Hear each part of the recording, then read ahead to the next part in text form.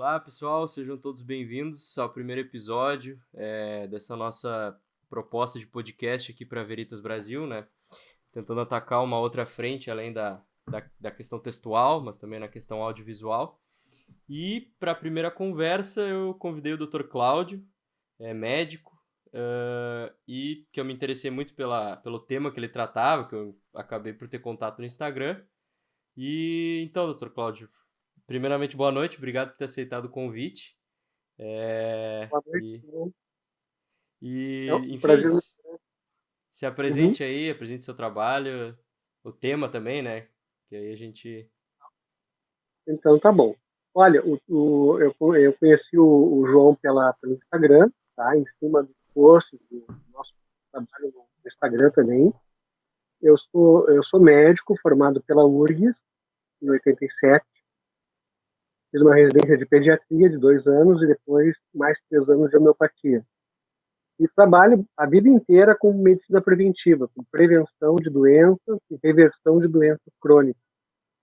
E há mais de 15 anos já venho trabalhando com alternativas de modo de vida que podem reverter as doenças crônicas. E, e nos últimos 15 anos a gente seguiu mais ou menos a linha convencional da medicina em termos de alimentação, né? Usando as diretrizes oficiais, tentando fazer mais ou menos o que era recomendado. Os resultados na vida pessoal, né, na família e com os pacientes foi muito ruim, assim, não tivemos muitos resultados. A gente foi testando várias dietas, várias formas de mudança de estilo de vida para ver se a gente conseguia um maior impacto. E um dos maiores impactos que a gente teve foi há 2 anos com uma dieta de base animal, que realmente mexeu muito com a nossa saúde, com a saúde dos pacientes. Assim, a gente começou a ficar muito, já vinha estudando bastante isso, e desenvolvemos um trabalho bem profundo em relação a esse tipo de abordagem. Aí isso culminou assim no ano passado com a história do Covid. Um pouquinho antes do Covid eu dei algumas palestras explicando dos benefícios que eu tinha constatado no uso de uma dieta de base animal para a minha saúde. Eu perdi uns 5 quilos que eu tinha a mais e melhorei bastante uma hipertensão, reverti uma hipertensão que eu já vinha tendo há algum tempo. E, ao mesmo tempo, comecei a testar com pacientes, na minha família também, e os resultados foram impressionantes.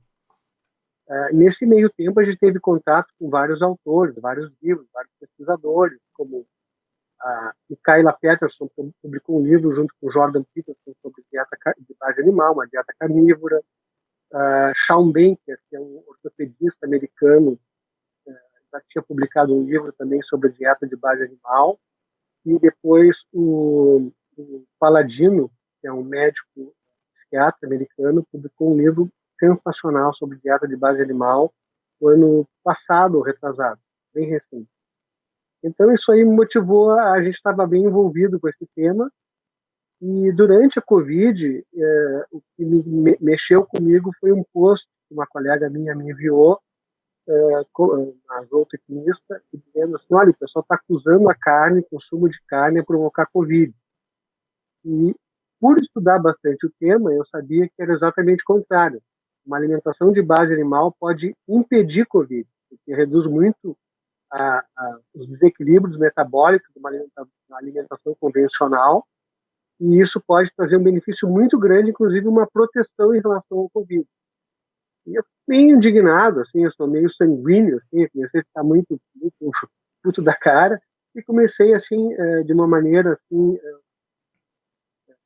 sem nenhuma ideia assim, de publicar nada, comecei a escrever artigos pequenos, né, curtos, sobre o que se falava contra a carne e a base científica que estava por trás disso, os desmentidos, né, vendo exatamente o contrário. Então, já temos bases científicas suficientes para mostrar exatamente o oposto do que vinha sendo dito. E esse trabalho acabou se desenvolvendo, desenrolando em um livro que foi escrito ao redor de 9, 10 meses, e que agora eu estou publicando, provavelmente o mês que vem está sendo lançado o livro físico. E o João teve contato com o livro, um e-book, que já está na Amazon, que se chama A Guerra contra a Carne, e E aí a minha pergunta, que eu fiquei muito curioso, porque como a gente está muito envolvido com o tema, cria uma certa cegueira, assim, de relação do que a gente lida, que nos faz tanta parte do nosso cotidiano que a gente não sabe como é que para as pessoas, aquilo que para nós parece tão, assim, óbvio e já conhecido e já sabido, para as pessoas que estão de fora, não, é uma coisa totalmente diferente. Então, eu até fiquei muito curioso, assim, de querer saber, assim, digamos, o que chamou mais a atenção do João ao fazer essa primeira leitura do livro. Então, minha pergunta para o João é essa: qual é a opinião que ele teve em relação a chamou mais atenção? Sim. Olha, eu vou dizer para o senhor que tem muita coisa que me chamou a atenção. Tem tantos capítulos. Uma coisa que me surpreendeu foi que o senhor abordou aquela questão do sistema de macronutrientes, a questão da energia, que era uma curiosidade que eu tinha. Eu não tinha visto. Eu acompanho muito a Michaela Peterson, o Jordan Peterson nas redes sociais. Eu vi algumas coisas do Sean Baker também. Eu não tinha visto eles falarem sobre esse tema. Uhum. Mas, apesar disso, o que mais me chamou a atenção, eu acho que foi a forma como se pode utilizar trabalhos científicos em prol de uma narrativa, certo? O senhor trouxe ali diversos estudos que eles parecem conclusivos, mas não são. Por exemplo, quando se fala da questão da gordura de origem animal e a relação dela com o aumento de doenças cardíacas, se for na fonte Uhum. primária, as conclusões não são nem um pouco conclusivas, por assim dizer, né? E tão poucos estudos eles são, em termos de rigor científico, seriam os melhores, assim. Mas basta um estudo que diga, né? É possível que nós associemos, é possível estabelecer uma hipótese de que, em alguns casos, a gordura de origem animal pode aumentar. E aí pronto. E aí nos manchetes, nos jornais, nos artigos cientistas associam gordura animal, associam carne com doenças cardiovasculares. E aí, bom, tá Uhum. feita no campo cultural, político, tá feita uma narrativa, né? E indo nas fontes Uhum. Uhum. primárias desses estudos é justamente analisando que os próprios estudos não chegaram a essas conclusões de forma tão assertiva, né? E aí, eu acho que essa foi a questão que mais me chamou a atenção, que eu achava que Da narrativa. se a gente fosse pro meio científico, eu achava que teria muita coisa dizendo não comam carne, vocês vão ter problemas. Assim, de uma forma quase que, não, nos nossos métodos nós chegamos a essas conclusões. Mas não tem tanto assim, né? Não é um consenso tão forte quanto se faz parecer para nós leigos. Na verdade, não há nenhum consenso, assim, João. O que a gente constata é assim, ó, houve um problema realmente nos Estados Unidos de aumento de doenças cardiovasculares na década de 50, 60. E se atribuiu se utilizou, por exemplo, aquelas pesquisas de um pesquisador russo, né, que pesquisou no início de 1910, no seguinte, ele pesquisou com vários tipos de animais, dá alimentos com gordura, alimentos sem gordura. Então, assim, basicamente ele constatou que coelhos comendo gordura animal tinham obstrução arterial, tinham um infarto, né, acabavam tendo placas nas coronárias. E só que é um absurdo em termos biológicos, porque coelhos são vegetarianos. Eles não têm, digamos, uma competência para lidar com gordura de origem animal. Então, tanto que quando deram o mesmo tipo de alimento para cães e para gatos, não aconteceu nada. Só que isso aí servia uma narrativa. Servia para uma narrativa. Então, isso aí foi reutilizado na década de 50 e 70. No livro, a gente explora bem um dos grandes defensores dessa teoria, que se chama de hipótese de gordura-coração, e a gordura seria a causa das doenças cardiovasculares, que é o pesquisador Ansel Keys, que ficou bem conhecido. E na mesma época que ele lançou uma pesquisa, primeiro com 6 países, depois com 7 países, ele simplesmente pegou dados desses 6 e 7 países e excluiu os países que não interessavam para confirmar o que ele queria mostrar, né? E isso na mesma época que ele publicou esse trabalho, outro autor questionou, pegou, não, vou pegar todos os países que a gente tem disponível aqui na Europa. e pegou os países e viu que não se comprovava isso, que não havia fundamento científico. Então, desde as décadas de 60 e 70, já se sabe que isso é uma questão controversa. O que houve, na verdade, foi um interesse da indústria muito grande, principalmente da indústria de açúcar, né, porque já se sabia também na década de 60 que os açúcares e as farinhas eram os grandes responsáveis pelos picos de doenças cardiovasculares. Então, para abafar isso aí, se levantou mais ainda a questão do que o consumo de gordura faria mal, aí se vilanizou o ovo, se vilanizou as gorduras de origem animal, se vilanizou a carne também, e na verdade, os estudos eram controversos. As pessoas que eram, digamos, que tinham uma manifestação crítica em relação a esse pseudo-consenso eram excluídos, eram perseguidos. Então, para mim foi uma coisa muito impressionante, porque no início do trabalho, eu não tinha uma ideia que existiria uma agenda. O que eu tinha conhecimento é que, cientificamente, essas coisas não tinham mais fundamento. Não havia uma base científica para dizer que carne provoca câncer, carne provoca a doença cardiovascular, isso não, o carne provoca AVC, ou que gordura provoca também. Isso não tinha nenhuma, eu já sabia que não tinha nenhuma evidência. Já não era uma novidade para mim. A novidade, e ao mesmo tempo nos Estados Unidos, na década de 90, 2000, 2010, eles começaram a constatar que as pessoas estavam seguindo as diretrizes nutricionais, que são as regras de nutrição que estão amplamente divulgadas na mídia, Sociedade de Cardiologia, Sociedade de Nutrição, são altamente divulgadas. As pessoas estavam seguindo essas diretrizes e ficaram mais doentes.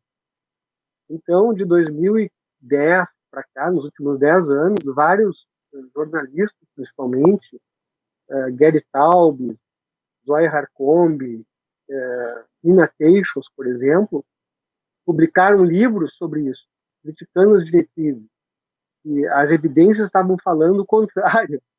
Então, isso eu já sabia também. Então, não era uma novidade essa crítica americana às diretrizes.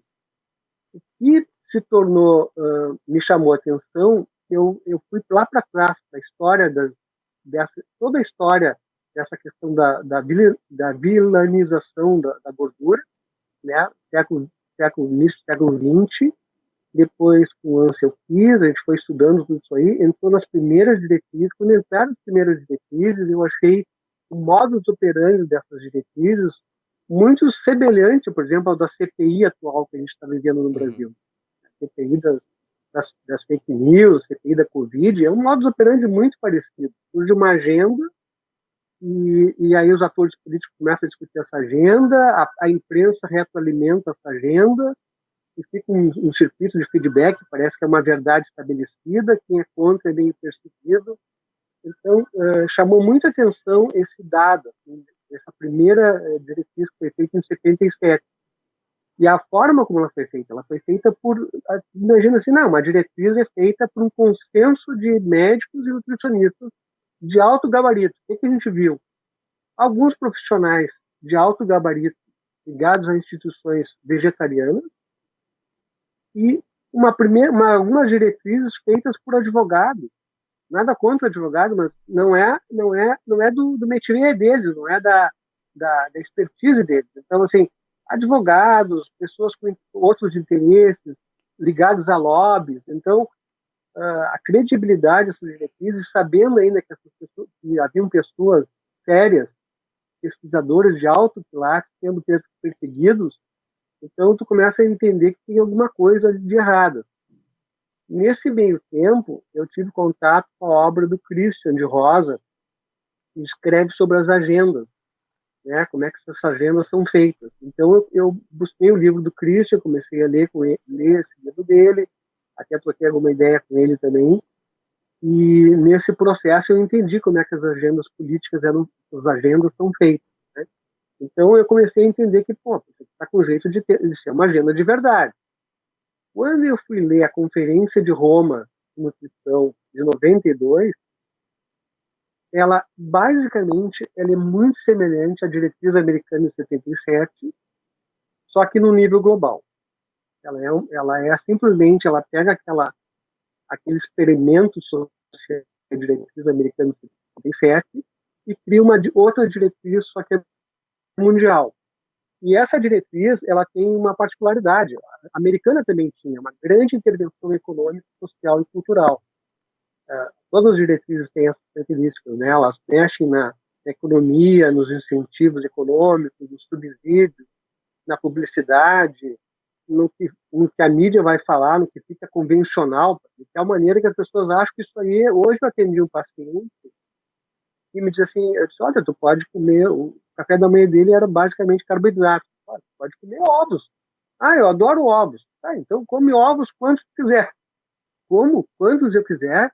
O nosso organismo tem um mecanismo de controle de saciedade que se tu comer muitos ovos, tu vai estar comendo fome no almoço. Aí tu não almoça, vai adiante, come menos também. Ou seja, não preocupar com isso. Esses alimentos ricos em proteínas e gorduras naturais, são do próprio alimento, eles têm um mecanismo de regulação de saciedade que tu não precisa te preocupar. Tu não vai comer sem parar. Tu não vai comer 50 ovos e vai morrer. Não, simplesmente como 3, 4, 5 e deu. E aí, a próxima refeição, tu vai pular a refeição. Ficou muito surpreso, porque, na verdade, isso está na cabeça, está no imaginário de todo mundo. Né? Ah, não posso comer muito ovo. Não, a picanha faz mal, eu tiro a gordurinha da picanha. Então, isso aí está no imaginário do mundo inteiro. Então, essa conferência de Roma, aí eu fui ler a conferência de Roma. Aí aqueles papéis que a ONU faz, assim, 40 páginas, 200 páginas, uma coisa enorme. Assim. E aí eu fui lendo detidamente e em cada página tinha um pedacinho de alguma coisa que me chamava a atenção, que era o que eles estavam colocando. E aí então me chamou a atenção no final dessa leitura e não havia nenhuma prioridade assim, em relação à alimentação. A alimentação estava ali, alimentação ser mais saudável. Eu não dizia exatamente o que era, e o que dizia era mais ou menos o que já vinha sendo dito. Não havia nada de novo também, e não havia uma especificação.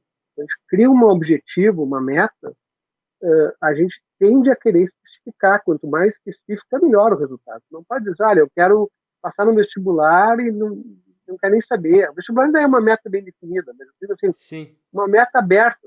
Assim. Então me chamou a atenção isso, a falta de prioridade, falta de meta.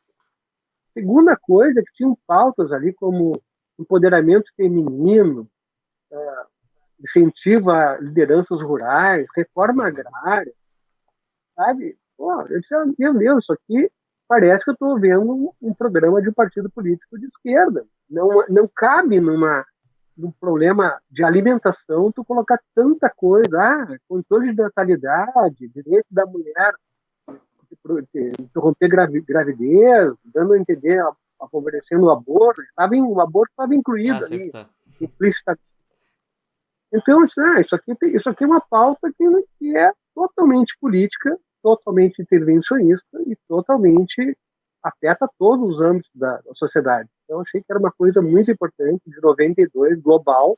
Não, para um pouquinho. A questão não é só os Estados Unidos, porque essa é uma das grandes diferenciais do livro. Assim. Já se discute nos Estados Unidos, tem livros sobre essa questão das diretrizes, questionando as diretrizes nutricionais. Mas nenhum livro faz esse link com a questão global. Isso é um problema global. E que todos os outros países, de alguma maneira, espelham essa questão global, essa transmissão de um pseudo-conhecimento. E aí eu acabei abrindo uma porta para uma coisa que eu não esperava estudar, que é a questão do globalismo, né, e todas as implicações jurídicas, etc. Acabei estudando isso aí também para poder entender melhor essa questão. Então, isso é uma questão muito original, de tal maneira que eu, às vezes, conversando assim, com alguns amigos, eu disse, olha, isso aqui, publicar em língua inglesa, para eles vai ser uma grande surpresa, porque é um livro que está trazendo questões que amarram várias questões, tanto alimentação, saúde, doença, questão política, dessa questão da agenda, questão da globalização, do globalismo, está tudo amarrado. Então, é um livro muito, muito assim, original, porque ele amarra vários aspectos que, em geral, são dispersos. Ou se fala só de saúde, ou se fala só das diretrizes, mas não se fala nessa questão global, do globalismo, da globalização, nessa questão política, na questão dos financiamentos também que estão por trás. E aí foi muito interessante, porque estava acontecendo a Covid e os patrocinadores dessa agenda nutricional são os mesmos que estão por trás das vacinas, que estão por trás dessa agenda também. Então, aí, para mim, o livro ele é prático. Eu poderia escrever o mesmo livro em relação a vacinas, etc., mas eu não quis sair do meu tema, da minha área mesmo, que é a questão da prevenção das doenças crônicas.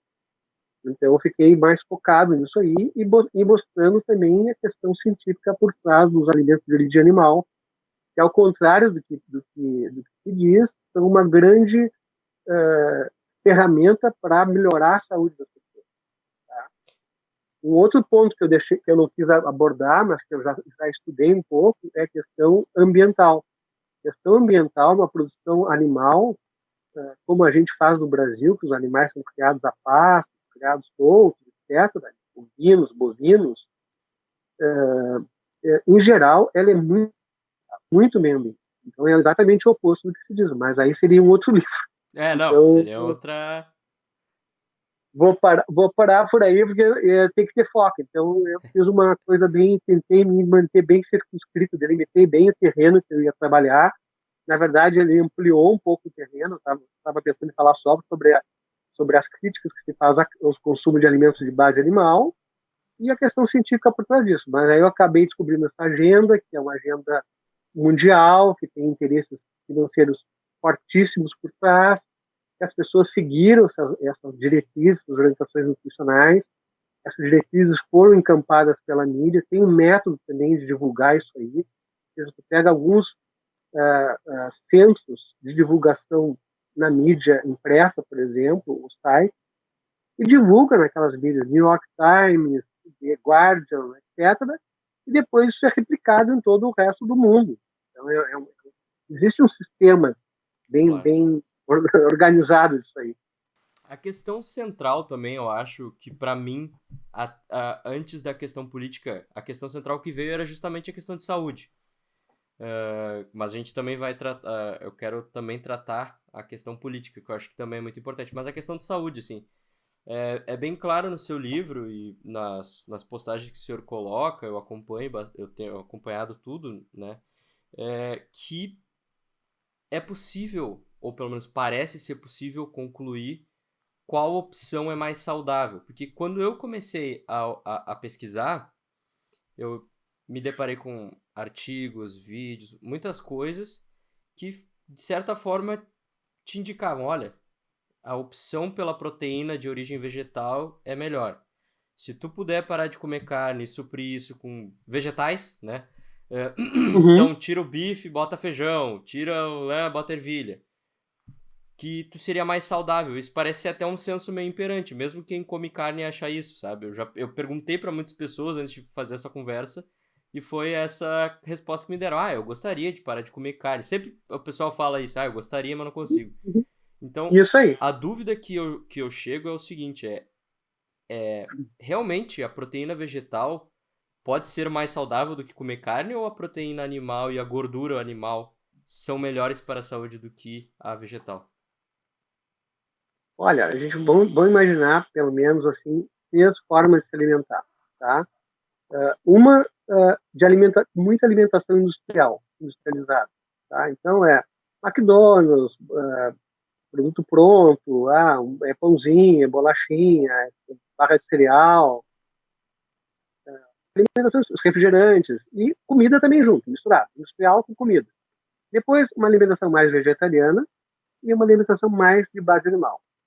Tá? Nesse movimento, saindo da alimentação industrial e indo para uma alimentação vegetariana, já tem grandes benefícios, porque, na verdade, os nossos genes são adaptados para comida de verdade, comida do modo natural.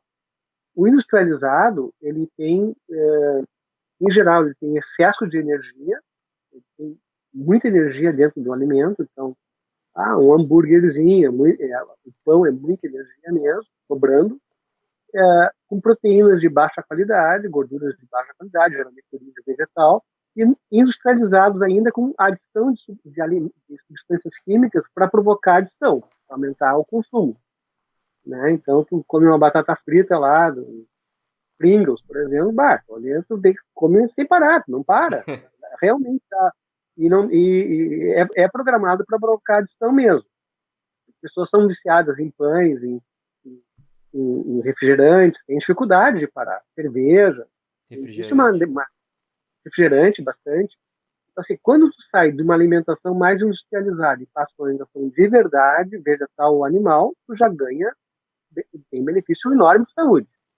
Agora, se a gente for comparar uma alimentação de base animal, uma alimentação de base vegetal, a animal ganha de 10 vezes. Ela é muito melhor. Digamos, as proteínas, elas têm uma especificidade, é totalmente adaptada a uma proteína de origem animal e não é totalmente adaptada a uma proteína de origem vegetal. Porque as proteínas, por serem bem diferentes, e a gente ter um sistema digestivo de carnívoro, a gente evoluiu de um intestino há mais de 2 milhões e meio de anos, a gente tinha um intestino de 60 milhões de anos a 2 milhões e meio de anos, a gente tinha um intestino mais para vegetal. E a gente evoluiu para um sistema carnívoro, de tal maneira que no livro a gente explica bem ali, 40 mil anos, 100 mil anos atrás, a gente era os super carnívoros da Terra. A gente comia mais proteína animal do que os leões, do que os tigres. A gente comia muita quantidade de proteína animal, muito mais do que a gente come hoje. Então, a gente é muito bem adaptado. E esse período coincidiu também com o maior crescimento cerebral nosso. E depois que a agricultura deu uma evoluída, reduziu um pouquinho o tamanho cerebral. Então, comer alimento de base animal é natural, extremamente fisiológico. Inclusive, no livro tem uma questão bem interessante, que é aquela questão da comparação da zoologia, né?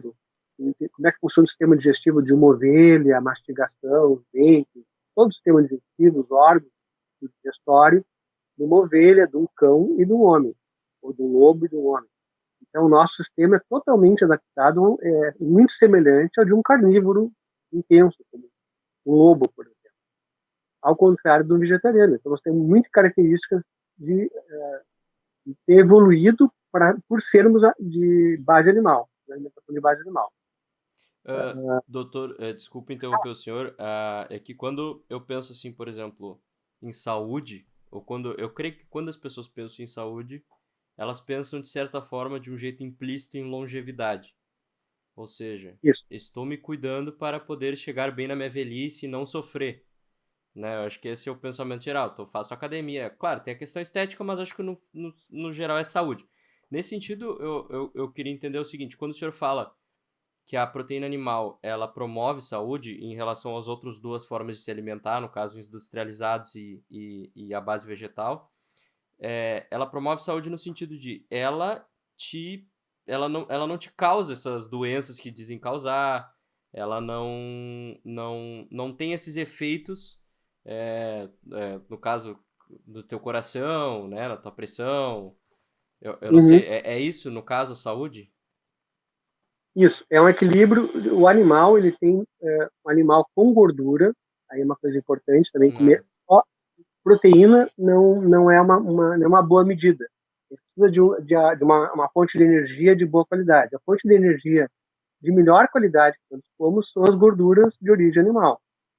Então, comer gordura numa proporção adequada para a proteína nos otimiza a saúde de uma maneira sensacional.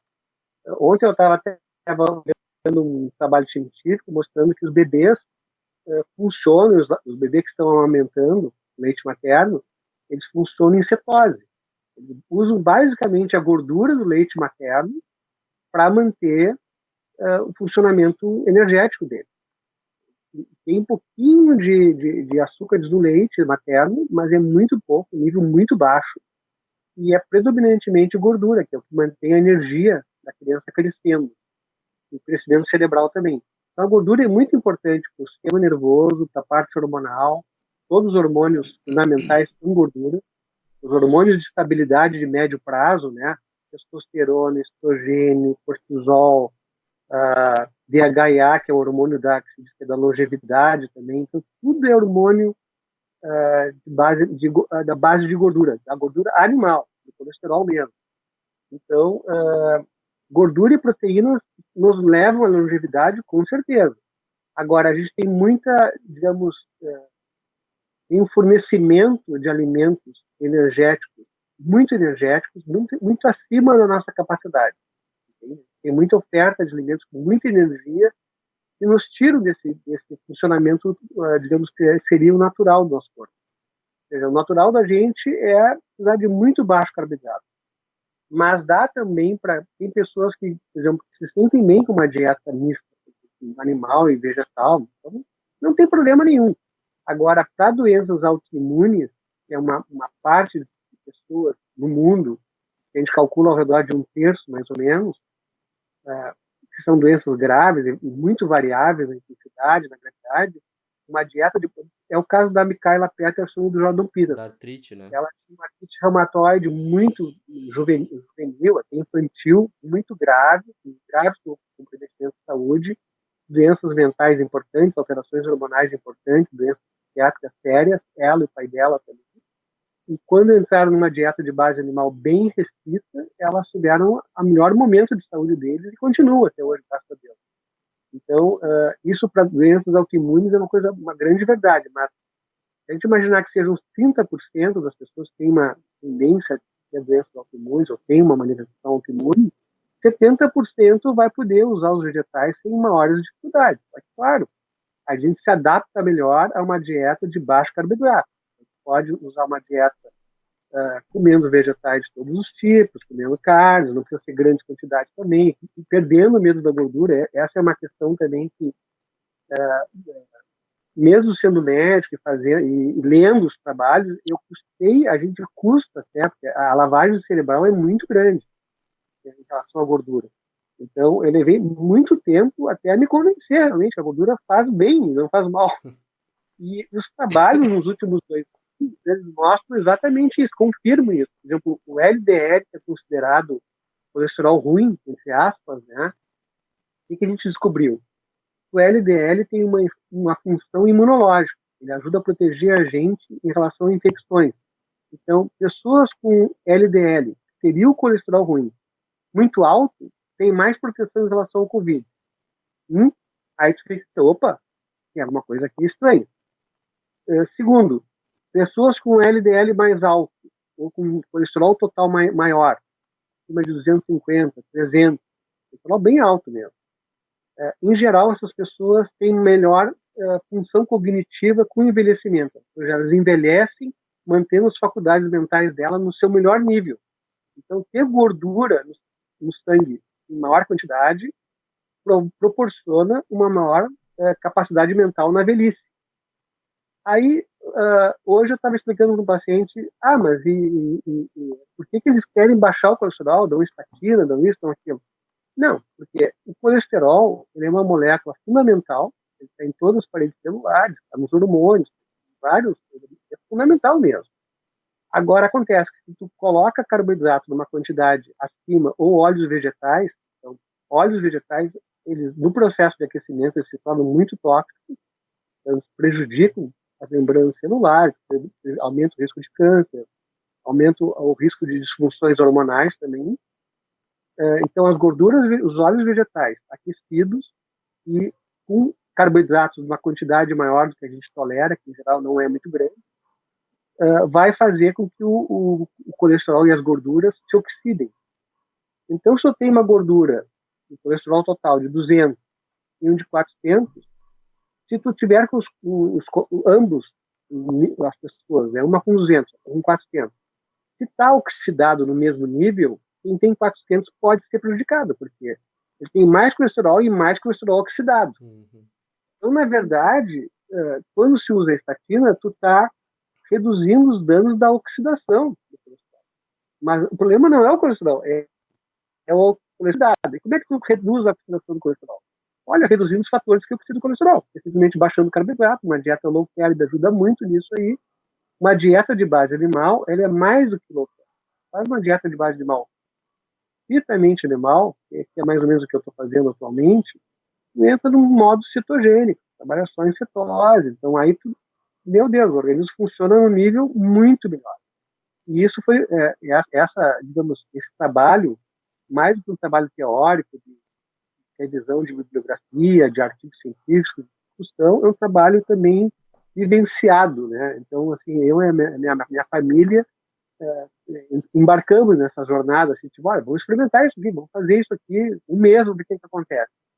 Eu fiz um mês de dieta, eu perdi 5 quilos, uma dieta exclusivamente de base animal. A dieta foi tão restrita que eu tirei até chimarrão, que eu tomo todos os dias, Bah. e cafezinho, que eu gosto também, e que são bons alimentos, não são alimentos ruins, mas não, vai ser só animal. Laticínio? Nada. Laticínio pode botar e pode tirar. Uhum. Então, aí, no livro eu coloco, olha, tem pessoas que são sensíveis ao laticínio, outras não. Então, depende da adaptação pessoal. Eu não sou muito favorável a essas coisas muito restritivas. Tira aqui, Tipo tira a ali. própria do Jordan Peterson, né? Que é só bife, sal e água. Isso, porque eles têm uma doença autoimune muito grave. Aí, nesse caso, justifica. E assim, vou dizer assim que 5, 10% das pessoas talvez precisem fazer uma dieta mais grave. Às vezes, se a pessoa é mais, assim, que gosta de ter resultados imediatos e testar realmente o que provoca benefício e malefício para a saúde, eu sugiro que faça uma coisa mais radical, mas não é para todo mundo. Claro. Eu, por exemplo, eu gosto de fazer isso. Tanto que eu fiz. Vou ficar um mês tirando até o chocolatinho 80%, uma barrinha, um pedacinho de chocolate pequeno, o cafezinho, o chimarrão, que para mim é uma coisa maravilhosa. Parei totalmente isso aí. O que eu percebi? Ao tirar o chimarrão e o café, que era pouco, eu dormi melhor. Sem dúvida, meu sono foi mais profundo, mais repousante, eu acordei melhor, então, esses benefícios, sem dúvida. E essa mudança de alimentação de base animal me deu um nível de concentração enorme, enorme. Eu trabalhava, assim, 2, 3, 4 horas direto em plantões de emergência, por exemplo, e depois o cérebro começava a ratear, começava a ter um nível de qualidade de concentração menor, começava a ter uma dificuldade de concentração. Uma dieta de base animal, a concentração assim, fica 8 horas, muito focado, então o nível de produtividade aumentou, o foco aumentou, redução de ansiedade, maior disposição. A gente, antes de começar a pandemia, a gente fazia karatê 3 vezes por semana, eu e a Patrícia, minha mulher, que é médica também. Então, o nível de capacidade de querer fazer a prática física intensa, o karatê bem intenso, então a gente fazia o karatê com muito mais energia, parecia que eu estava turbinado, eu tinha tomado... Sem consumir carboidrato, nesse caso, ainda fazendo essa atividade física intensa. No caso... Exatamente, então interessante. o nível de intensidade do exercício aumentou, eu tinha mais disposição para fazer exercício. Se eu não sentia, tipo, indisposição, não ficava aquela coisa de estar o tempo inteiro cansado, desgastado. Isso aí pode acontecer em pessoas que estão numa dieta convencional, com alto carboidrato, e quando mudam para uma low carb, elas podem ter ou entram numa cetogênica, como é uma dieta de base animal, elas podem ter essa queda de energia em 2 semanas, mais ou menos. Elas têm, parece que estão se arrastando, tem muita sede, desincho, urino, tem uma pouco de dor de cabeça, tem uma série de pequenos desconfortos. Tá? São pequenos desconfortos mesmo. Isso para quem faz uma mudança assim, de uma dieta convencional mais brusca. Né? Eu já tinha passado, digamos, uma dieta convencional para uma low carb, não carnívora, mas uma low carb abrangente. Nessa passagem eu tive essa adaptação. Mas agora, como eu já estava mais adaptado, então eu não tive. Eu entrei na carnívora direto e já não tive nenhum problema em relação a isso. Tive só benefício, mas isso aí, se tu vai entrar direto, tu vai ter sentir isso aí, mas logo se adapta, não é uma coisa muito assim, bem transitória. É porque a gente acho que tem muita razoabilidade também, né? Essa questão de dieta, a gente pula de um jeito muito radical para as coisas, aí na primeira semana tem um efeito adverso e já quer parar. Eu vi, por exemplo, um artigo no The Guardian de um cara criticando, de um sujeito, eu não lembro o nome dele, criticando a dieta do Jordan Peterson. E aí eu fui ler por quanto tempo ele fez por 1 semana só.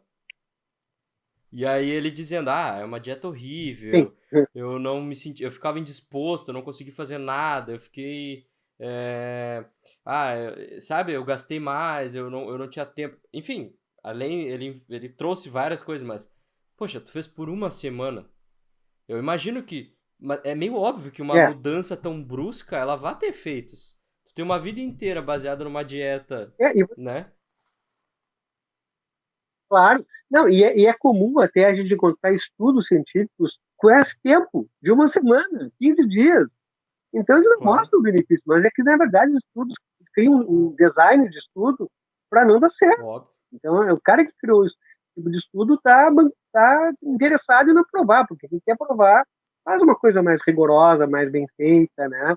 Não usa apenas questionários, como a gente fala no livro. Olha, uma das grandes vantagens de uma dieta de base animal, por exemplo, é que tu come muito menos. Por exemplo, normalmente eu faço 2 refeições por dia. 4 vezes, 5 vezes por semana são 2 refeições só, almoço e janta. Eventualmente, estou com um pouquinho de fome, aí tomo um whey de manhã, um ovinho de manhã, um omelete de manhã, um dia mais corrido, mas, em geral, tu perde aquela coisa de beliscar, de comer, então reduz o teu consumo também, tu acaba sendo menos consumista, tu come lá, come no almoço, come na janta, e outra coisa, permite uma flexibilidade também. Se tu é uma pessoa com doença autoimune, tu pode realmente, tu tem que ser, no caso do Peterson, da família Peterson, eles precisam ser radicais porque a doença é muito, muito dura e exige esse tipo de radicalidade. Eu, por exemplo, não tenho doença autoimune, não tenho nenhuma doença autoimune. Por exemplo, no fim de semana, comer um docinho, que eu adoro doce, comer um docinho lá, um doce de ovos. Agora, domingo, outro aniversário, vou comer fios de ovos, a minha mãe vai fazer uns fios de ovos, vou comer um pouco de fios de ovos, tá? Numa boa, sem estresse, entende? Sair um dia, vou tomar uma cervejinha, tá? O importante é tu saber, digamos, uma outra coisa muito comum é que quando tu ingere algum carboidrato, um doce, ou uma cerveja, uma bebida, alguma coisa assim, em algumas pessoas isso desencadeia um gatilho de adição muito forte. Então as pessoas comem um cacetinho um dia e depois começa a jaquear e já não consegue mais. Algumas pessoas comem um docinho, alguma coisa mais, uma cerveja, e aí perde a mão e a coisa, ou um pão. O pão dá muita dependência química. As pessoas, tu fala assim, olha, tu tira o pão no café da manhã, que provoca uma carga de insulina, uma liberação de insulina grande no início da manhã, e depois aquilo atrapalha a perda de peso. A pessoa quer emagrecer, mas não consegue. Botou uma torradinha balduco no café da manhã, tu vai até o almoço sem queimar gordura, tu não queima gordura. E pode desencadear, tem pesquisa mostrando que uma pequena porção de um cereal no início da manhã, por exemplo, vai aumentar o gatilho de fome no dia inteiro, tu vai ter mais apetite durante todo o dia. Sem mudar as calorias, só esse estímulo ali do carboidrato vai liberar um estímulo no cérebro de mais apetite durante todo o dia, como se fosse um estimulante do apetite mesmo. Tá? São vias opioides, que já estão bem estudadas. Então, às vezes a pessoa tem que ser um pouco radical para tirar essas dependências químicas, mas também a gente, no trabalho que a gente faz no consultório, por exemplo, eles dizem, olha, tu saiu da linha, retoma de novo. Então, amanhã vamos voltar de novo, e vai observando, o corpo dá sinais também. Então tem que ter um pouquinho de persistência, não é nada também demais. As pessoas, em geral, gostam muito de comer carne, gostam de comer ovos. Então não tem essa coisa de, é difícil. Não, depois que elas começam, meu Deus, está muito melhor a minha vida, tá mais gostoso, é mais tranquilo. Então, tem essas facilidades também. Antes de entrar na questão da política, eu só falar uma coisa assim, no livro a gente tem uma primeira parte que fala dessa agenda, né, que existe essa agenda anti-carne, né, e anti-produtos de origem animal, é mais do que carne, inclui todos os produtos de origem animal, e depois tem uma questão globalista, uma questão global, que está envolvida, que é bem importante, que é um grande diferencial do livro também, e depois mostra uma terceira parte do livro, eu trabalho mostrando que as pessoas seguiram essas diretrizes, as pessoas fazem mais atividade física hoje do que faziam há 20 anos atrás. As pessoas comem muito mais vegetais do que comiam há 20 anos atrás, muito mais. E, apesar disto, as populações estão mais doentes, com mais doenças crônicas. Então, a indústria ganha vendendo produtos alimentícios de baixa qualidade, e que para eles é relativamente barato, e para as pessoas é muito prático, conveniente, e ao mesmo então lucro, né, no processo de venda de alimentação pronta, ao mesmo tempo lucro lá na ponta dos remédios, e todo o sistema de saúde alimentado por essas doenças crônicas. Então a terceira parte é sobre isso, e a quarta parte é sobre saúde. Eu não quis, digamos, fechar o livro sem dar para as pessoas a chance e mostrar para elas o que elas poderiam fazer no dia a dia para ter uma saúde melhor. Então, tem uma partezinha no livro, ali perto do fim, que eu explico, olha, tu faz isso, faz isso, faz isso. É um pequeno guia para melhorar a saúde das pessoas. Além de ter uma parte bem importante explicando, digamos, as propriedades alimentares dos alimentos de base animal, que são exclusivas do produto de origem animal, que são, assim, muito importantes. E cito também antes um pouco a questão dos vegetais. Existe um mito que isso que a gente estava conversando antes, né? Que o vegetal é saudável, o vegetal é bom. Claro que o vegetal também tem coisas boas, óbvio, né? Mas ele é muito mais como um medicamento e muito mais uma coisa para, digamos, um alimento para nos dar prazer, para nos dar satisfação e para complementar, do que um alimento fonte, um alimento base. Então, inclusive as pessoas não desconhecem muito a questão dos antinutrientes, que é uma questão que já vem estudada nos últimos 5, 6, 7 anos, e que tá mais conhecida, e é que eu estou trazendo também no livro de uma maneira mais clara, assim, para as pessoas, para o leigo, saber que existe essa questão que o vegetal não é uma coisa tão boazinha, tem coisas ruins também. Que se fala muito do glúten, mas o glúten é só uma parcelinha do problema, tem muito mais outras substâncias químicas nos vegetais que podem problemas.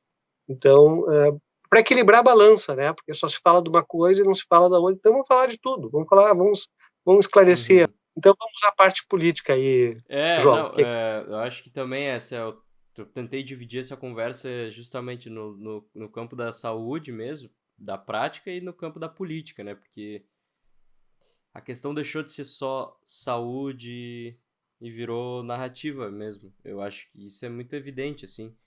E eu acho que principalmente porque é lucrativo para algumas pessoas, para alguns grupos, para alguns setores, e também porque permite um maior coeficiente de controle, né, social. Bom, tu controla o que chega para elas, tu também controla a forma como elas vão ingerir comida. E eu acho que também esse é tanto que está no título do seu livro, né, que é a Guerra contra a Carne. E aí tem monopólios. E eu acho que monopólios é uma palavra-chave pelo seguinte, porque toda ação global, nesse sentido, ela não se faz de uma forma de agentes isolados. Vai um sujeito lá sozinho e cria um artigo que divulga para uma jornalista, não. Tem uma coletividade, né?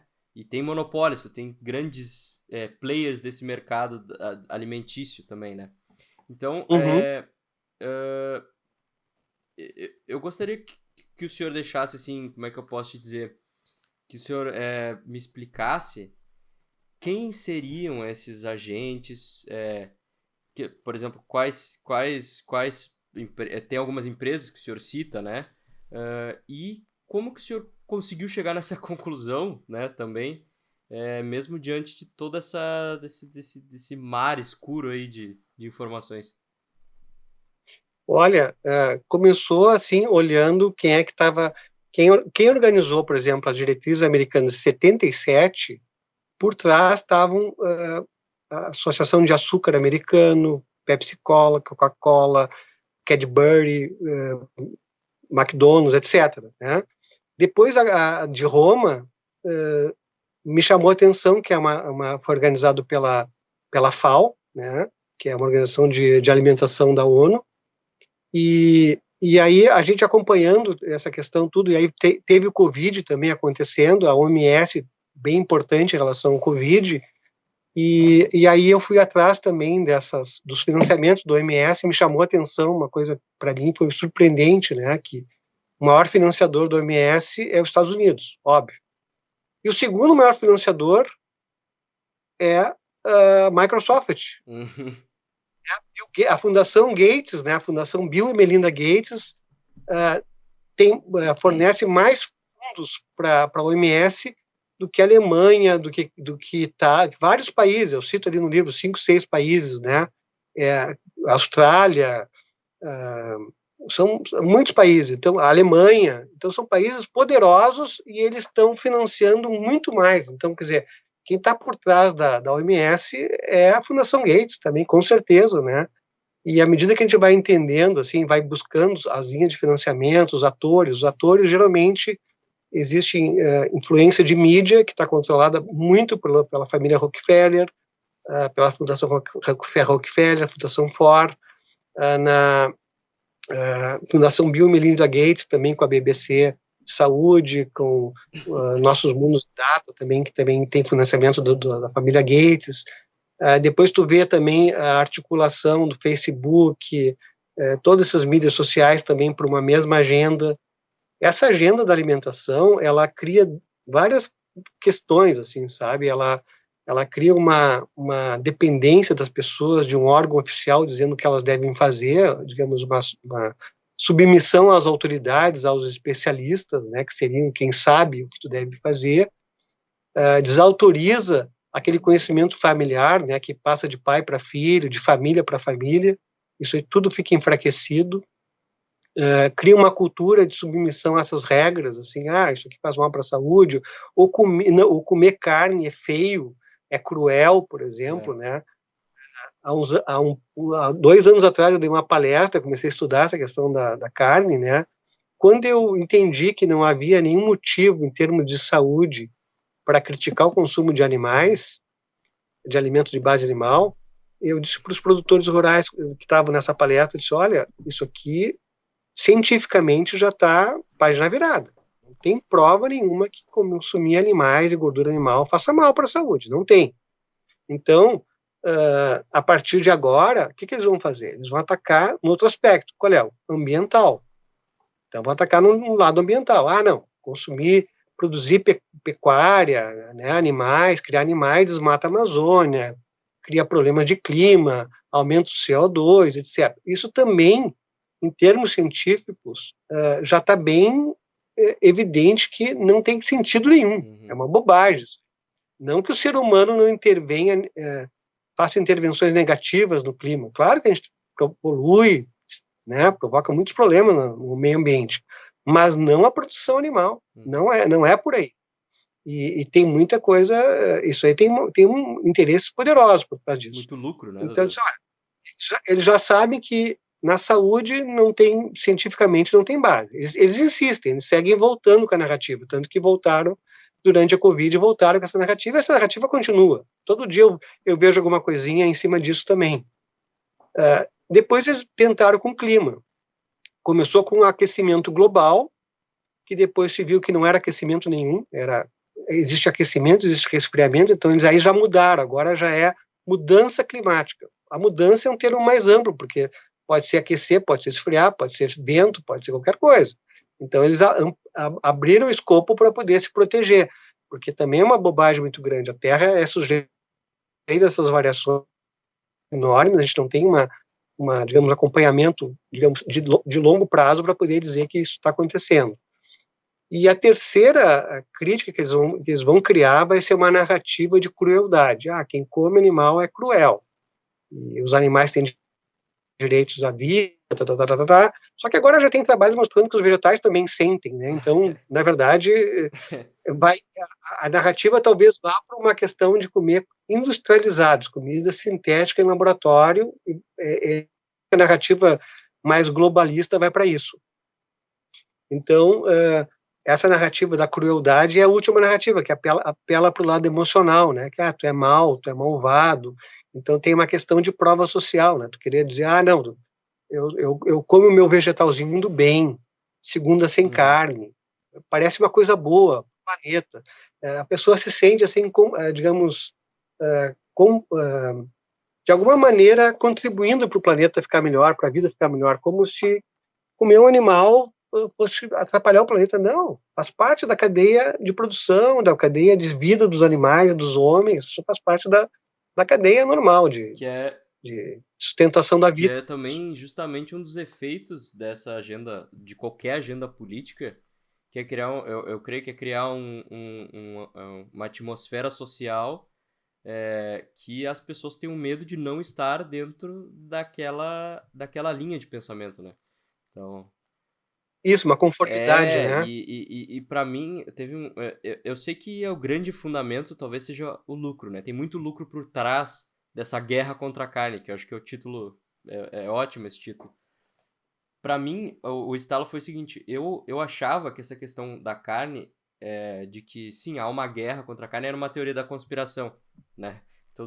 Essa palavra, Mas muito eu mal também usada. achei, quando eu comecei a escrever o livro, eu fiquei em dúvida se eu estava ficando maluco, porque eu sou totalmente cético em relação a teorias da conspiração. Então, isso aqui tá parecendo uma teoria da conspiração, mas tudo bem, vamos adiante. Aí eu fui pesquisando mais, e disse, não é teoria da conspiração, é isso mesmo, só que existe uma agenda mesmo, então não dá para fechar os olhos. Não é possível que esses caras estejam fazendo tudo isso e não tem nenhum efeito para eles só estão querendo ajudar a saúde das pessoas. E aí eu fui no mercado e eu comecei a olhar os produtos que me oferecem como uma opção para consumo animal. E aí eu vi Futuro Burger, 2 hambúrgueres por R$23. O orgânico, daí tem aquela bolachinha lá que ela é, sei lá, galinhas criadas felizes. Enfim, tem toda aquela questão, né? E aí eu percebi, meu Deus, tem muito mais gente ganhando dinheiro com isso do que com carne, eu acho, hoje em dia. E daí isso, óbvio, então, na verdade tem muito lucro por trás, não é um amor pela saúde dos outros, tem muito dinheiro que eles ganham com isso. Tem um trabalho interessante que um colega americano fez, ele pegou o rótulo de 2 produtos, né, e mostrou para as pessoas, olha, o que vocês acham desses 2 produtos? Tá, são os mesmos. Pois é, esse aqui é uma ração para cachorros, isso aqui é um Futuri Burger. Tá? Então, eram exatamente os mesmos produtos, quase a mesma proporção. Então, era impressionante. Era a ervilhinha moída, não sei das quantas, mais o óleo de soja, não sei das quantas. Né? E o cara mostrou, era o rótulo de ambos os produtos, ele só não disse que produtos eram. Olha, são 2 produtos aqui. Mas são os mesmos, quase o mesmo produto, parece o mesmo produto. Pois é, esse aqui é ração para cachorro, isso aqui é hambúrguer. Claro que tu vai embalar, vai mostrar, não sei o quê, vai dizer, que beleza, mas a base nutricional é a mesma. E não é à toa que os animais também, hoje tem muito, muito animal com câncer e com doenças crônicas também, porque ele tem muito produto vegetal dentro da ração animal. E um cachorro, por exemplo, e um gato, são animais completamente carnívoros, eles precisam de carne. Sim. Então, eles, ao comerem as rações, eles ficam tão doentes quanto a gente. Então, vai ter cachorro com insuficiência cardíaca, diabetes, insuficiência renal. Eu tenho uma colega que tinha os cachorros fazendo diálise, né, os gatos fazendo diálise. Então, isso é um negócio também para quem é veterinário, vai ganhar muito dinheiro também com isso, com essas doenças todas. Então, tem muitos interesses. Assim, mas eu acho que me chamou, uma coisa que eu não tinha pensado, porque eu trabalho bastante para tentar tirar as pessoas da doença e ir para a saúde, né? É o meu foco desde a faculdade, assim. E me chamou a atenção que tem uma coisa de poder também, tem um controle, não é uma coisa, tanto que no final do livro eu falo da questão da liberdade, porque existe um objetivo de controle social enorme, é poder, não é só dinheiro, existe lucros, mas não é só lucro, é controle. E esse controle se faz por vários motivos. A questão da engenharia social, das tecnologias, os impulsionamentos, as redes sociais, tudo vai levando para um caminho de terem controle maior sobre o pensamento das pessoas, atitudes, ações. Então, o livro também coloca isso aí mais, né, desaliena, faz aparecer esse véu que não aparece, né, do poder. E tem uma parte do livro também que eu não falei, na verdade, o vô do Bill Gates, ele era da Sociedade de Eugenia, uma sociedade americana que dizia assim que existe uma casta, que são os intelectualmente muito superiores, e o resto é uma ralé, e que eles deveriam exterminar essa ralé, deixar ela ser liquidada. E outra pessoa que agora essa semana eu estava vendo também, que é desse mesmo grupo de eugenia, eu não sei se é o pai ou o avô do atual presidente do Fórum Econômico Mundial, que é o Klaus, eu até li o livro dele, Klaus, eu não estou lembrando o nome dele. Ele é um impulsionador dessa agenda globalista, né? E o vô dele também era da sociedade eugênica. A sociedade de eugenia é uma coisa absurda, que quando entrou o nazismo, foi colocada em prática a eugenia mesmo, que é a eliminação dos judeus, dos ciganos, de várias etnias. E aí caiu muito em descrédito no mundo, não se fala muito nisso, mas a família do Bill Gates é totalmente relacionada à eugenia. E eles têm uma questão de achar que tem que reduzir a população do mundo, que tem que reduzir a fertilidade, e essa agenda vegetariana ajuda muito isso. Os vegetarianos são muito mais inférteis, têm muito mais doenças mentais. Piora a saúde da pessoa no longo prazo também, né? Tu diminui a expectativa. Tu piora a saúde dela, diminuindo também, acho que a questão da expectativa de vida dela, né? Isso. Não, e a expectativa de vida pode até aumentar um pouquinho, mas com muita doença é uma expectativa de vida meio vegetativa, né? Que as pessoas às vezes ficam 5 anos numa cama vegetando. Então aí também não é um aumento de longevidade sem qualidade de vida. Eu acho que também. É dado por si só. Então, mas eu acho que esse não é o objetivo. O objetivo realmente é reduzir a fertilidade das pessoas mais jovens, né? Reduzir muito a taxa de fertilidade, por isso o incentivo ao aborto. O vegetal também reduz o impulso sexual também. Então tem todas essas questões, aumenta a facilidade de dominação, tem vários interesses aí que se juntam. Então essa agenda dessa guerra contra a carne, ela está dentro de uma agenda global de controle, de poder e de lucro, né?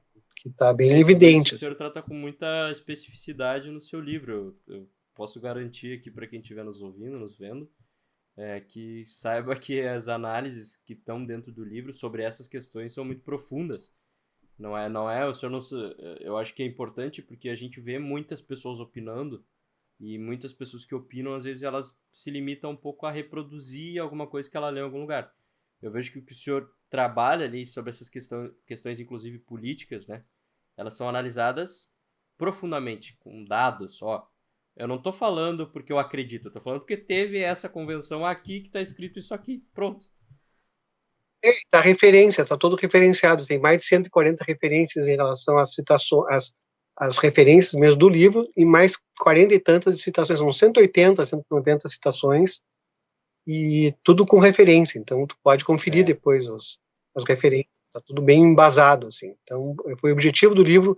Eu me circunscrevi também muitas vezes em relação a, por exemplo, essa questão da eugenia. Não vou falar disso, porque esse é um tema importante, mas ele vai distrair, vai tirar do foco. Então, os capítulos foram programados para serem o mais curtos possíveis, o mais sintéticos possíveis, e, ao mesmo tempo, tentar esclarecer bem a situação, não ser superficial.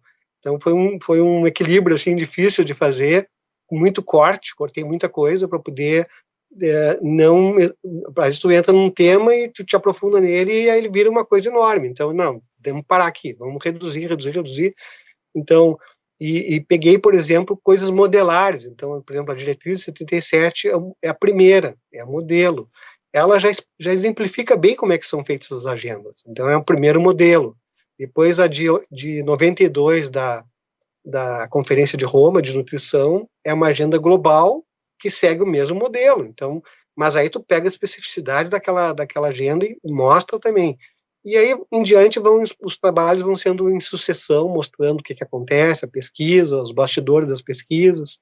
Então, é um trabalho bem de fôlego, mas foi muito gratificante também, à medida que as poucas pessoas que já leram o livro, eu não divulguei o livro ainda, né, João? O livro não foi divulgado, eu simplesmente larguei na Amazon e fiquei quieto, porque eu estou esperando agora a publicação do livro físico. Com o livro físico em mão, eu vou divulgar ambos, né? Mas as poucas pessoas que leram o livro passaram uma impressão muito vívida, muito importante, assim, de acharem descobrindo coisas muito importantes ali. E para mim, como pessoa que escreveu e que estudou isso aí, que estuda, foi muito gratificante também. Foi Tá? muito boa a leitura também, uma leitura muito boa de se fazer, né? Não é um livro truncado, sabe? Capítulos enormes, textos enormes, é uma leitura acessível também, ao mesmo tempo. E bem, doutor, eu acho que chegamos aí ao fim da nossa conversa, me estendi um pouco aí, já passei do tempo que a gente tinha combinado, mas peço desculpa pro senhor por ter tomado seu tempo, imagino que seja bem cheio. Não, foi um prazer conversar.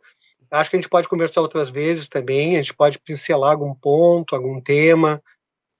Agradeço muito a tua leitura, agradeço muito essa conversa, acho muito bom isso aí. O objetivo da gente é esse, é passar conhecimento, passar o que a gente vivencia. Foi muito boa a conversa, João. Estamos à disposição de E o senhor vocês está convidado também. e a gente trabalha de vocês com muito cuidado também. E tá convidadíssimo para conversar outras vezes, assim, vamos combinar um horário que fique melhor para as outras vezes e seguimos no assunto, né, doutor? Acho que A gente pode marcar um perfeito, churrasco ótimo. dialógico, né? A gente vai comer o churrasco e vai discutir junto, vai conversar tá junto. convidado, vamos combinar mesmo aqui, a família toda aqui é do interior, todo mundo ama churrasco, então já imagina, né? É um festival. Então tá bom. Um abração para Um vocês, abraço, doutor. valeu. Tchau, tchau, obrigado. Obrigado, tchau.